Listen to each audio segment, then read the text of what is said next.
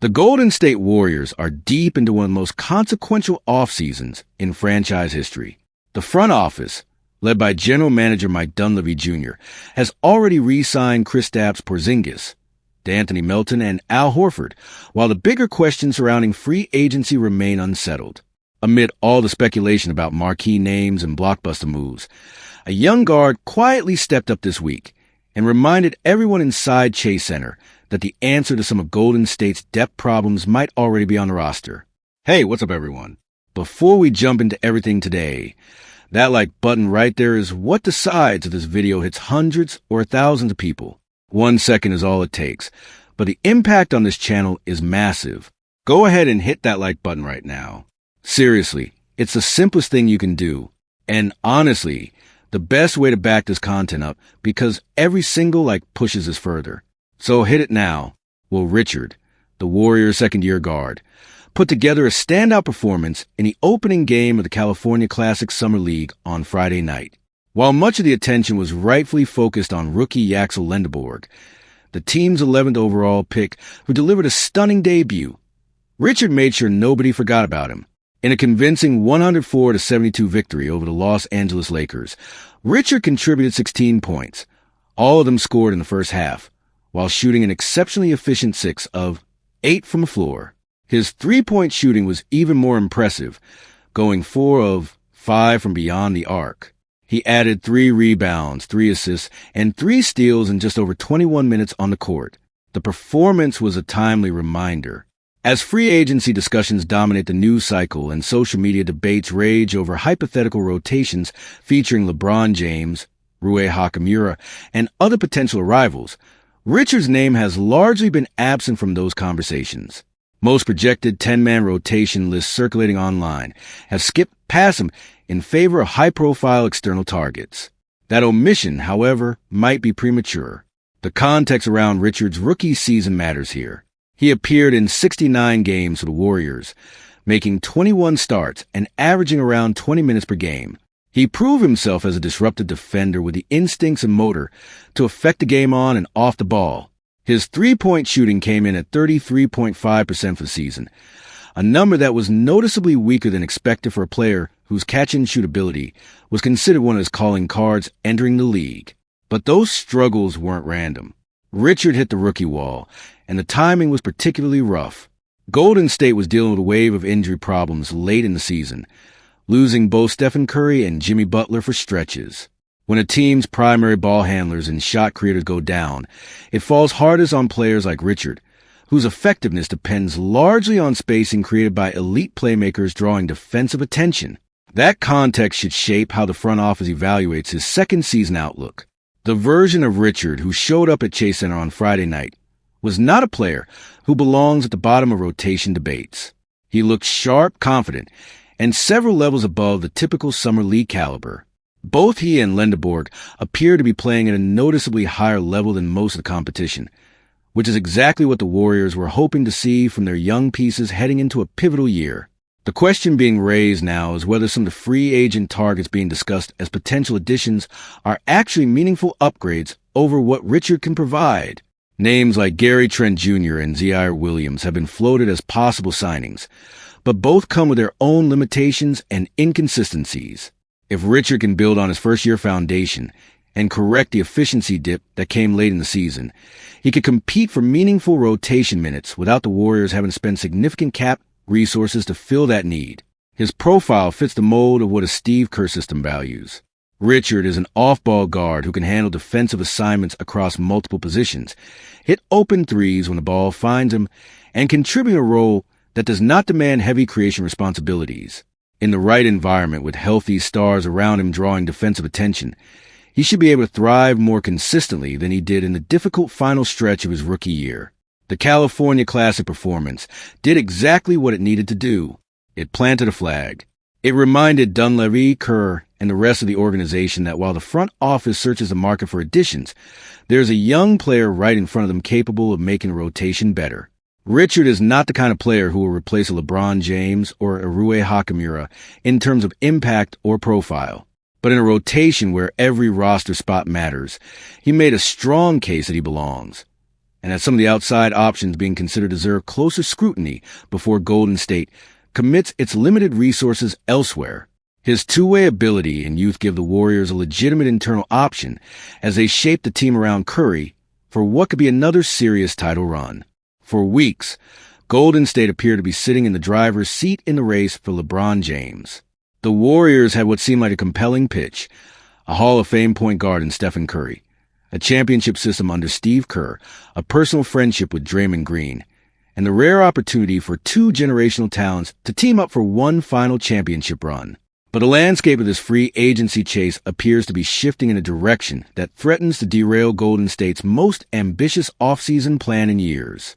According to a report from the Stein Line, published by Mark Stein and Jake Fisher on Saturday, the growing sentiment among teams competing for James' signature is that the Cleveland Cavaliers have emerged as the clear favorite. The writers noted that the pull of James returning to the city where his NBA legend was cemented, compared to an early frontrunner like Golden State, is increasingly looking like the most likely outcome. The emotional weight of a homecoming narrative is difficult to overstate. James was born in Akron, Ohio, spent the formative chapters of his career as a Cavalier, and delivered Cleveland its first NBA championship in 2016 in one of the most dramatic finals in league history.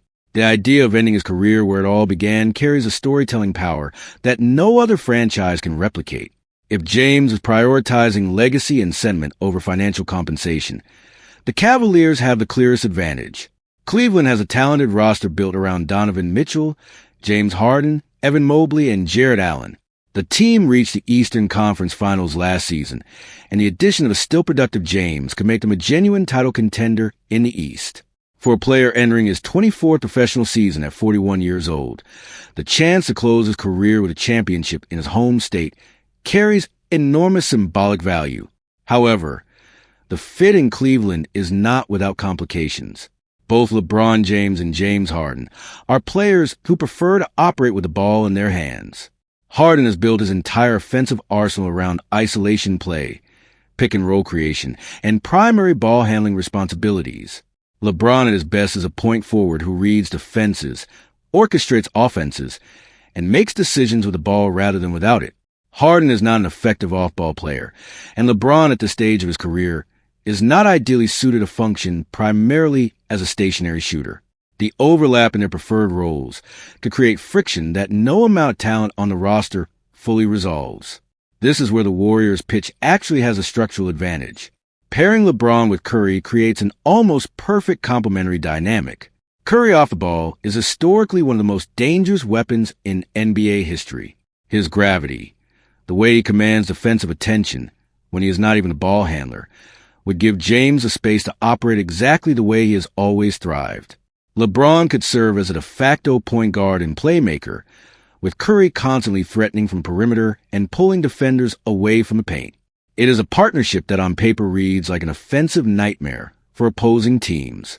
The financial picture also complicates Cleveland's pursuit. If the Cavaliers commit significant money to a Harden contract of the size he has historically commanded, their ability to offer James anything beyond a veteran minimum of around $3.9 million becomes severely limited. The Warriors, by contrast, can offer James a full non-taxpayer mid-level exception, which amounts to approximately $15 million. For a player who has earned as much as LeBron has throughout his career, the money may not be the primary driver. But there is a difference between choosing a smaller salary for the right situation and accepting the league minimum when another team can offer 4 times as much. Golden State would need to make roster adjustments to accommodate both James and Green's new contract. Moving Moses Moody in a salary-dumping deal would likely be part of that equation. But the resulting lineup, Curry, James, Jimmy Butler when he returns from his ACL recovery, Green, Kristaps Porzingis, Brandon Podziemski, Al Horford, Guay Santos, Yaxel Lendeborg, and Will Richard, is a formidable group that many analysts may be underestimating. It would combine championship experience with youth, shooting, and defensive versatility. The days ahead are critical.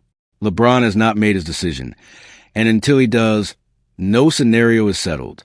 The homecoming pull in Cleveland is real and powerful, but the basketball fit in Golden State and the financial gap between what each team can realistically offer are factors that keep this race very much alive heading into July.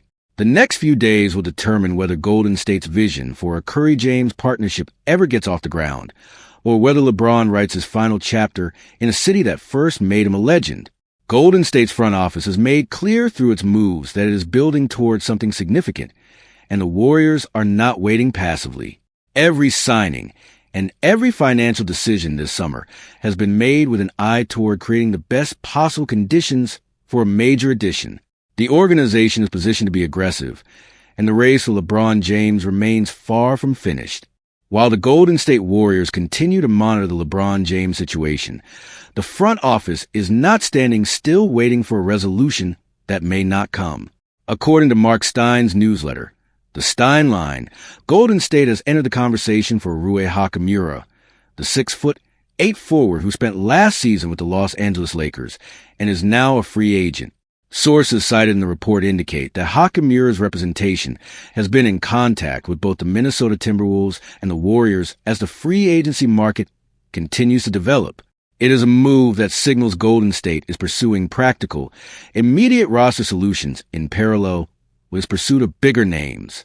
Hachimura brings exactly the kind of skill set that the Warriors are missing most right now. He is a capable three-point shooter and a player who can create offense for himself in situations where the team needs someone to generate a bucket independently, something Golden State has been lacking since Jimmy Butler went down with a torn ACL that will keep him sidelined for the first portion of the upcoming season. Moses Moody is also facing the possibility of missing significant time due to injury, which means the Warriors could begin 2026-27 with a dramatically reduced wing rotation around Steph and Curry. Hachimura would immediately step in as the most reliable three-point shooting threat on a roster outside of Curry himself, and his ability to score off the dribble and attack mid-range situations gives the team an offensive dimension it currently does not have. The financial side of the pursuit is where complications arise. Hachimura earned $17 million last season, a salary that reflects his standing as a legitimate starter-caliber wing in this league. The Warriors, however, have only approximately $9 million available in their non-taxpayer mid-level exception. That gap between what Hachimura made last year and what Golden State can currently offer is significant, and bridging would likely require creative roster maneuvering. The most discussed avenue involves Draymond Green's contract situation.